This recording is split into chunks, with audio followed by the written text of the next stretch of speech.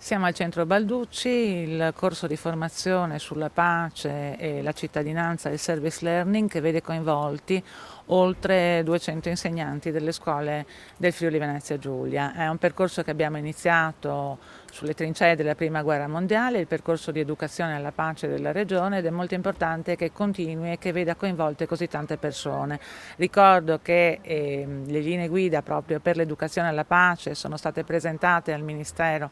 dell'Istruzione e anche a Papa Francesco, e abbiamo ripercorso oggi questi fatti così importanti, e si continua a ragionare anche in un'ottica di lavoro con la comunità, in maniera tale che i ragazzi e le ragazze della nostra regione siano inseriti in un contesto e possano lavorare insieme in un percorso di cittadinanza attiva. Credo che continueremo anche nel percorso di approfondimento di temi legati alla pace per quanto riguarda il 2018, in cui c'è il momento, no? I 100 anni dalla fine della prima guerra mondiale, e lavoreremo sul territorio insieme agli insegnanti per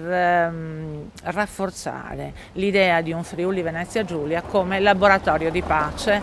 e come spazio in cui condividere percorsi di cittadinanza attiva.